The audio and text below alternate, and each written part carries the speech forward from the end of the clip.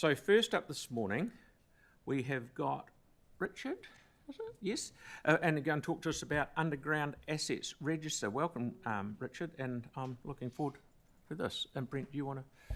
Yeah, just by way of introduction, this was an issue that was raised by Councillor Kewen at a previous briefing about how we coordinate work, and wouldn't it be great if we had a system that we could see all the underground assets. And I said, well, actually Richard's been working on this for many, many years with this group, so I thought it was a good time to bring it along and show you what is there and what is progressing. So over to you, Richard. Great, thanks. Good to see everybody again.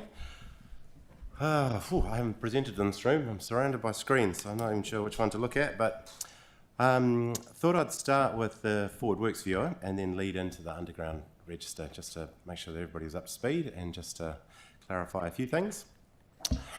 So obviously we're all here for the same thing, which is making sure that where we can benefit from coordination is basically the summary of the way of putting it. It's reducing disruption to obviously our city, coordinating works so that we can get efficiencies of scale, not doing things twice, not digging up the road twice. I think we know all of these different things that we need to do. The first sort of coordination problem that Christchurch faced that it solved was obviously after the earthquakes, and so SCIRT put together a Forward Works viewer where we coordinated the works within the 4 AVs of Christchurch. Was the real reason why the GIS team of SCIRT put together the first sort of Forward Works coordination viewer, and with that was an underground asset register as well, actually. So during the SCIRT days, that was put together. That was passed across to several owners, actually, after the closure of SCIRT. It first got passed to Lynn's. Lynn said it wasn't really their core business, so it actually got passed back to council. Then we had it for a while. We were very keen to make it available to New Zealand Inc. and make sure that all councils could benefit from the viewer. One of the issues with getting people to share things is that people will always have a lot of baggage sharing their Forward Works program or their asset register or whatever it is with another party, because they've always got some reason why the other party wronged them in the past. So I found this directly when I was dealing with Chorus and Enable and all the different entities that I was trying to get their work programs. They're like, oh no, we'll share it with SCIRT, but we won't share it with council. And I was like, oh dear, okay. So the next problem was trying to get people to invest in this tool, because technology moves on and there's always new widgets to be added onto the tool. And so again, people will give up their own money if they've got a stake in it, but they won't give up money to work on Christchurch City Council's Forward Works viewer. So the solution to all this was a couple of years ago, we actually ended up setting up Digital Built Aotearoa. So Digital Built Aotearoa got set up by a couple of people, Greg out at the University of Canterbury and another person, Matt Thomas, who's very passionate about this stuff. They've now got an independent board, and it's a registered independent trust, and the Forward Works viewer was passed across into the trust. What this enabled was that everybody could see it as a neutral entity working for the common good. So then what happened was a whole lot of people could then invest in the viewer, so we got it onto a better technology platform. There was a whole lot of improvements, and so the Forward Works viewer has really gone great guns, and so now it's right across New Zealand. NZTA was the latest one to come on board and publish their full work program across New Zealand on the viewer. So the crucial part is making sure that instead of everybody trying to share everything around everybody willy-nilly, we share with a central portal, and that is Digital Built Aotearoa now. So I'll probably just jump over the next two. Oh, that's an example of Auckland. Auckland's got its Forward Works program now within the viewer. So Auckland AT came on board the viewer a good few years ago and invested a lot of money in getting a lot of the functionality going that we have now within Christchurch. So as a quick overview, you can see that here's an example around Riccarton Bush. For a project on the left-hand side there, we've got all the details of the project. The really important thing about this viewer is that it's only for those that need to see this information, so contractors, designers, consultants, And the real key information that people don't quite realise, the most important thing on here is the name of the project manager and his phone number. And so that's the key. There's no big red button that you can push that suddenly fixes everything and coordinates everything and suddenly makes all the problems go away. Actually, that's the most important piece of information here. It's putting one project manager in touch with another project manager. There are these little widgets within the tool that have now been built, and so down in the left-hand corner for this particular project area, across wherever this is, Straven Road, it's got 4 clashes with other projects. So there's 4 identified clashes with other projects that the project manager should have a chat to those other project managers and see whether there's opportunities for coordination. There's then another button that shows opportunities, and this is projects that don't actually cross the area of the project, but may be an opportunity for coordination, so you don't dig up 2 streets, directly opposite each other. And then the latest feature that I haven't actually used, or haven't even seen in operation yet, that's just come about is a traffic disruption assessment. So being able to see bus routes and coordinate bus routes and other things that on a particular area and a particular route. So that's a brand new one. It's, I believe, being tested in Auckland, so the transport one, and then we'll see whether we can roll it out here in Christchurch. Sorry, some questions? Yeah, Tyler, and then Pauline, please. Hey, Richard. Hey. Is that a real? That's a real job? I'm not quite sure. I'm actually using the slides of the forward works viewer. I haven't gone back and checked. I think there is a project in that area for a 920 metre replacement, but that looks too big to me, so I'd have to go and check. Oh, okay, sweet. You got me going there because I was so excited. So excited? Oh, yes, there we go. I wanted to ask around, so you'll see these issues here, obviously, and there's transport disruption, etc. But there's the other sides to that, which could be, how do I say it? I'm only referring to Kahu Road here because there's been vibration issues, particularly with electric vehicles. How does that line up with all of the data that we're getting in terms of this feature here? There's other things outside of traffic disruption, which obviously could actually correlate with that. Yeah, that's right. So vibration, if there was data on road vibration, I wouldn't know. It's outside my area. I have to be asking transport for that. Yep. But if there was that data, it could be fed in, and I'll get onto that when I get to the assets viewer, as to the other layers that can be fed into this tool. You've got to remember, this tool, the more information that you feed into it, obviously gets more and more complicated, but the more and more value you can get out of it. The famous one that I always quote from the 4 AVs was when somebody said to me, oh, we could load in the events, the events that are happening in the 4 AVs. And I almost went, nah, why would we do that? And I went, oh, yeah, okay, no, you can do that. And we loaded in all the events, and the demolition program was already in there, and that's when we went, oh, look at that, they're demolishing the police station across the road on the same day as the Christchurch Marathon.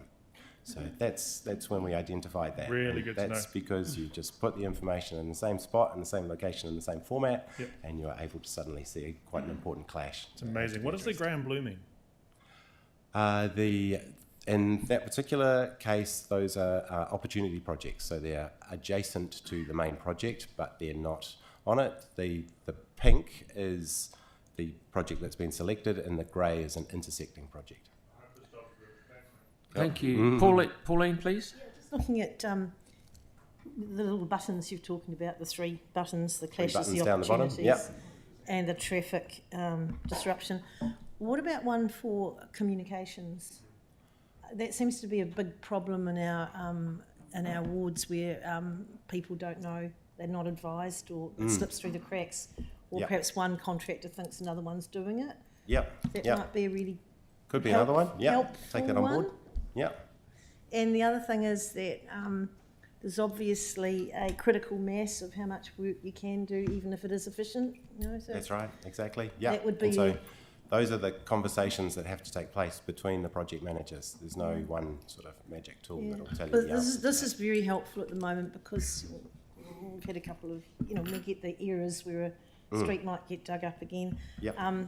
people are talking about that at the moment, so it's really good to be able to tell them that we've got this and that Yep, we're on there is a a tool. continual improvement journey. Thanks. But of course, you're getting, say, it is a wastewater treatment job. All the pipes in Riccarton are all about the same age, which are all probably maybe Woolston would be different, or Littleton might be different, but they're the older part, and they all wear out at the same time. So, yeah. Okay, Tyrone, please. Thank you. It's a two-part question, but along the same lines. So, great. I mean, it's good that we're using the technology, and it looks really, really good. So, you know, the problem with systems, or, you know, like this is the garbage in, garbage out problem. So that's just hold on to that thought. And then the second part is reviewing it after, you know, like you might get the matches, but, you know, the step about reviewing it, what did we do about it? And if we didn't coordinate, then why didn't we? So what sort of process steps do we have in place to ensure that we've kind of got that data validation, data integrity stuff? That's constantly what we're doing within the PMO, and so what we've got is a data warehouse. So we make sure that all the same data that we use to produce our PMO report to you guys once a month for the capital report is exactly the same data that we push through every single night. We update the data in here from our central data warehouse. So it still means there's mistakes and errors and things, but I'm always one to push transparency. The best way to pick up mistakes is to publish everything you've got and everybody can look at it. And I love it when people come to me and say, oh, I found a mistake on the Forward Works viewer. Because, oh, great, let's have a look. Let's make it right. Do we reconcile the underlying data though? Like, is that sort of done as a matter of course, or?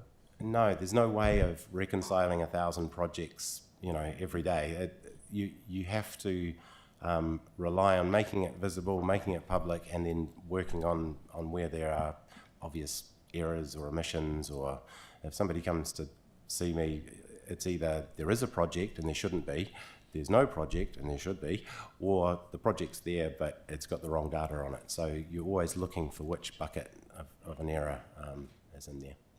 Thank you, guys. Cool. So we've got three left, Kelly, Yanni and Vic. Thanks, Richard. I'm just intrigued by this one with the 4 clashes. Is there like a kind of a priority algorithm? Because all those are starting within 3 days of each other, you know, which I would assume would cause massive disruption to the whole area in terms of traffic, etc. You know, do you look at that sort of stuff and go, well, perhaps we can hold that? That's exactly what happens between the project managers. Yeah. And so that's the thing that has to happen with meetings and interaction and actually talking to the other groups, because obviously there's clashes that occur within projects within the building. So that can be a meeting in a council meeting room here, and the transport guys can get together with the Three Waters guys. But there's no reason why it couldn't be Chorus or Enable, or, you know, So are you saying that the coordination happens right across the city? We're only one player in the whole ecosystem. So we don't decide when that goes ahead, they do, and they work it out between themselves? They work it out within themselves, yeah. That's usually the way it works, is that the parties that are all trying to work on that road at the same time get together and figure out who's going to go first, which is usually whoever's deepest, which is usually Three Waters. So that's why you're always looking around at Three Waters going, what are you doing? that trouble. Oh, no, that's fantastic. Yeah. Thanks. I'll probably keep going and cover off on the next part. The brand new one is the Underground Asset Register. And so this again is probably re-enabling something that Christchurch City had during the earthquake response, the 6 years after the earthquake, and then it probably fell away a bit. Wellington has been very keen to do it, so they've put a lot of investment in, so it's their money that's put this together as a first kind of hit. Effectively, it's doing, again, what people often think is already done, putting asset information all into one place and one viewer where consultants and contractors and everybody can go and find it. So obviously you can see there all the different assets that exist underneath the footpath and underneath the road. That enables contractors and designers and whoever else to go and look at a particular street, a particular region, and see all of the data and all of the information in one place. So that's effectively reading off the databases of Enabled and Chorus and high pressure gas lines, all these other things that exist outside of council. We've obviously got our Three Waters networks, our stormwater water supply and wastewater networks that we can publish to this viewer, and so we're very keen to support this, and we're just looking at how we do that basically within council to ensure that we support this new component of the greater digital offering across New Zealand. Right now, I think only Wellington are making use of this component, but we'd really like to provide the leadership for Christchurch and jump on board as well. So once you've added in your assets, then you want to provide a feedback loop, and so this is where the tool is working on providing a feedback loop so that when contractors are digging in the road, they find something, there is a way of feeding back the information for assets that are found under the road that aren't recorded, and that's the new component of this tool, is to feed this back. Once, of course, you've got all your assets, as I talked about with the Forward Works viewer, we figured out that you could put in events, you could put in demolition things. With the assets group, there's no end of extra layers that could be added to the viewer, which will provide context. The archaeological layers, areas of iwi and concern could be added to the layer. It's about, again, making a really rich environment for all of that information. Great. 2 more slides, have you? I think they're just showing that it's part of a greater greater ecosystem of digital offerings, and we're not trying to compete with anyone, and we're not trying to push anybody else off. It's about adding to the ecosystem that there is, and if you want to find out more, there's plenty on the websites, on the Forward Works or on the Underground Asset Register sites online. So that's great. 2 more questions. Yanni, please. Thank you. That's really, really great to see this work continuing, so thanks for that. I just had 2 questions. One was, are you able to get, I've just put the question in for Worcester Street, which just seems to have had roadworks non-stop for a very long time and lots of different projects. Yeah.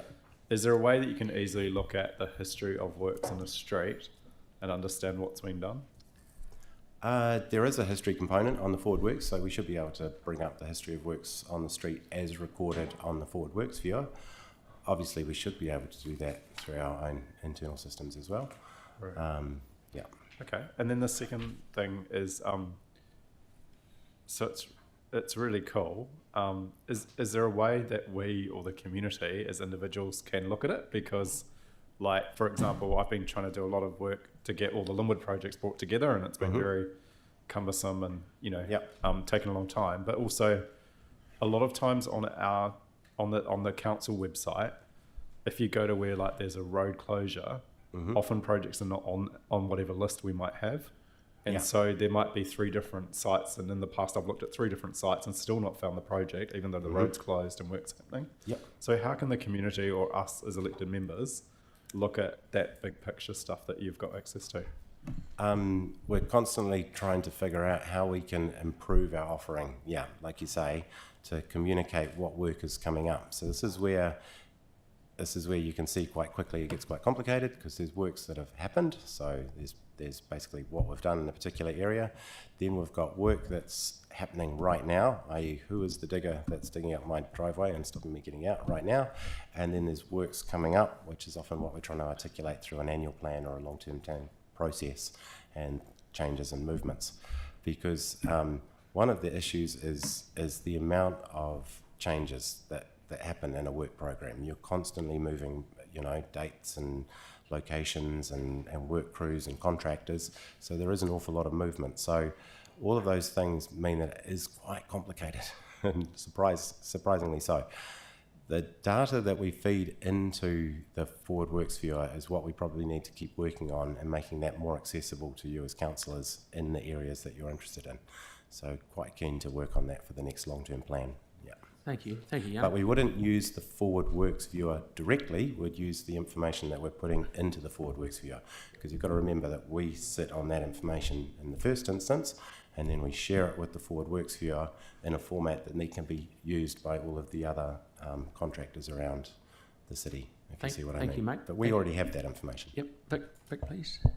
Thank you, Richard. 2 questions. First, in relation to the underground asset register, what percentage of our underground assets are mapped and included already in this platform?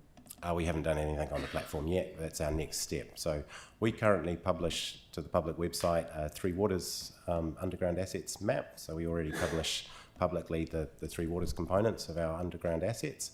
And what we want to do is make sure that we support the viewer by publishing it through onto the underground assets register, and then encouraging all the other players of Christchurch to publish their assets, because So it's do you anticipate that we'll need to be auditing what's on there for reliability? it's like all very, very large data sets. There will be mistakes and omissions and errors, and we'll obviously be doing as much as we can to make it as correct as we can get it. We already publish it publicly right now, so Okay. So although our information is not on here, Yeah. we do have the information we do somewhere. have the information, yep, and we already And it's publish it. easily accessible. Yep, it is, the Three So Waters the information. next question is in relation to the transport disruption assessment. Yep. And particularly the overlap with the TMPs. I'm Yep. keen to really understand how this works now, and whether we can expect that every major project that you're doing, there will be a transport disruption assessment, and we can start asking the question whether it's been completed, whether we can see it. That's and exactly we're where we want to expecting- go, yep. And you'll be reporting on that, officers will report on that too? The TMP, so that's the temporary management plan, traffic management plan. That is a layer within the Forward Works viewer, so we've got that feeding into it, and I can certainly see an opportunity for improved reporting for traffic disruption with this new functionality, but I haven't fully investigated it yet. I will certainly be asking Yeah, to see that's the right. assessment from here Probably on let out. the Thank cat you. out of the bag, yeah. 'Cause Tyler? Lynette's not here, luckily. I was just wondering about program level stuff. So quite often the projects that you have aren't visible to elected members until it becomes an actual project, yep. project. And I'm wondering what the timing is between when you actually decide when you're going to put that into the program level and when we're able to get notified on these websites. We've got levels of service targets for the PMO to try to define projects and ensure that all of the program money is drawn down. There's a couple of targets in the annual plan. That's usually 1 or 2 years out. So we're trying to get to a 3-year fully drawn down program, so that we don't have that money sitting up at program level. We do define it down to projects. You can't publish what you don't know. And so again, the Forward Works viewer we can only publish the defined projects onto the layers. That's the advantage with the underground asset register, is if you keep publishing your asset information, then you can see the age of the pipe. You know, even a traffic guy can be taught that, yes, there's a 1920 water pipe underneath the road he's about to seal, then possibly he should go and talk to a Three Waters guy to figure out what's going wrong. Okay, thank you very much, Richard. Thanks for Cool. coming in and sharing it all with us. It's brilliant. Fantastic. Thanks, guys. Waking up was a good start, normally.